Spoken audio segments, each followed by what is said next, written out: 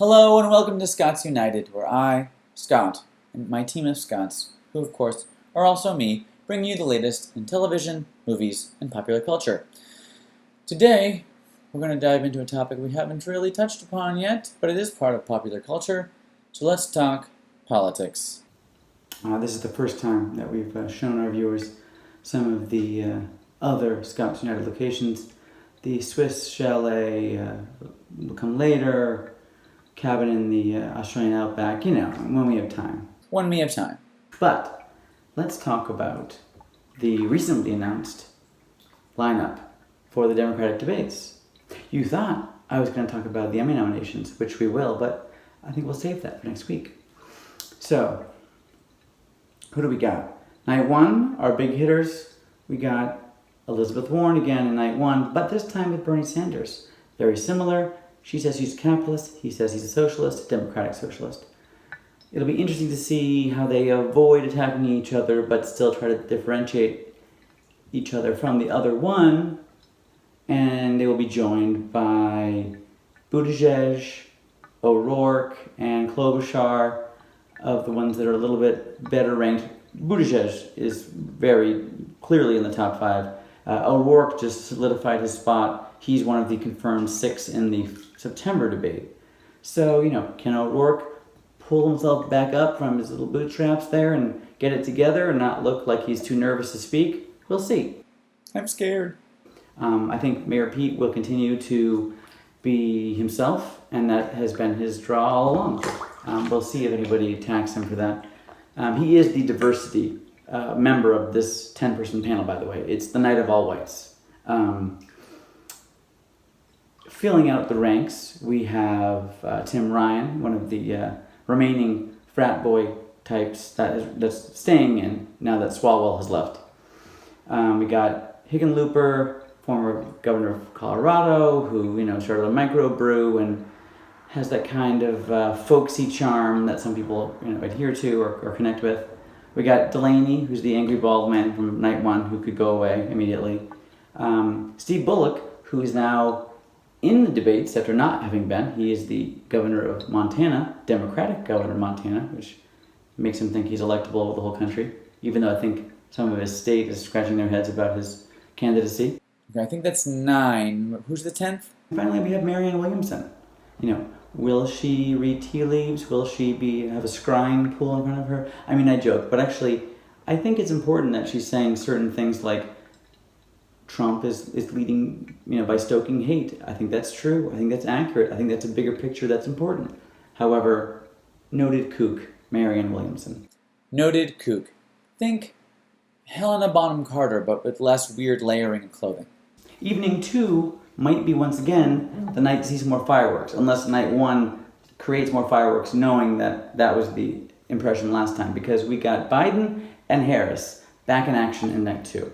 Obviously, the biggest fireworks of the night were from Kamala Harris last time around, and that means she's a target. Her polls have jumped up quite a bit, her donations have, and you better believe Biden, if not other people, may try to take some swipes at Kamala Harris to try to knock her down a bit and get their own moment. Now, that could backfire, of course, or it could work. It's hard to say. Now, the second night is much more diverse. Because you got Booker, you got Castro, you got Yang, you got Harris. Tulsi Gabbard is part Samoan. So, actually, half of the night 2 is minority candidates, which is lopsided, but it was all by random draw. Nonetheless, hopefully Yang can get in there, talk more about,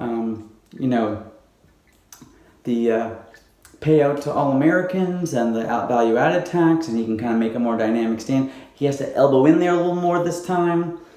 Bill de Blasio still around, because even though New Yorkers hate him, he is still part of this process. Kristen Gillibrand, who's trying to break through, she has a women's message. It's exciting, but we'll see. She always kind of seemed not to kind of find her groove last time. Maybe she'll have a moment. Michael Bennett, kind of another one of those kind of bland older white guys that might have disappeared. There's still too many.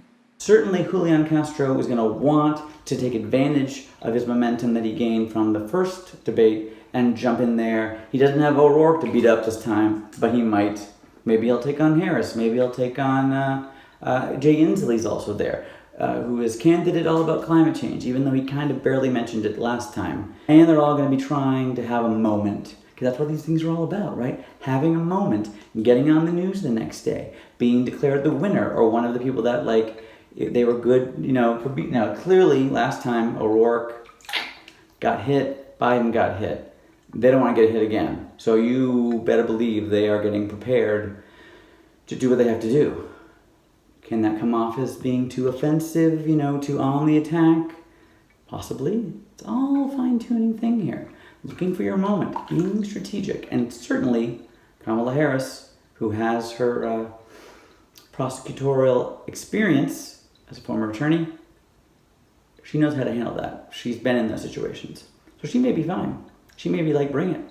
Any final predictions? I think Ryan might come for Buttigieg since Swalwell's not there, since there's always kind of a frat guy beating on the gay, which I can say that as a gay. Not that I was ever beat up by frat guys.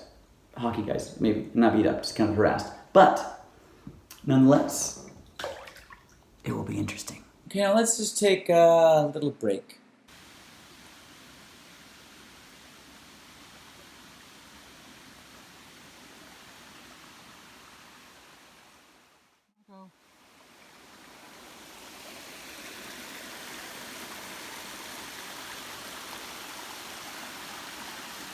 That was nice. And now, Spider-Man. I mean, look, I've been a fan of Tom Holland since he was the oldest child in The Impossible, that tsunami movie with Naomi Watts. I mean, I literally, I was probably crying for a solid hour at the end of that movie. The movie ends, and one of my first thoughts was, gosh, I hope that kid that played the oldest son gets to do some more stuff, because he's really good. And he was, 12 then.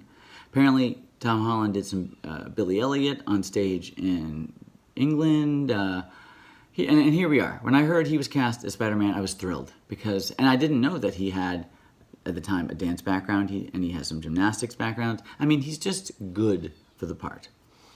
It's a lot of fun. Having had young nieces, I'm not a fan of Disney live-action shows, and so I have a Zendaya resistance. However, I thought she was charming. I'm coming around to her playing Chani in the upcoming Dune movie, which I just hope is as great as I think it can be. And Jake Gyllenhaal's a lot of fun, too. He does a great job, and as you see where the movie goes with the different sides to his character, it's a good part that he has a lot to play with. There's a joke here about Jake Gyllenhaal playing with his part, but we'll just move on.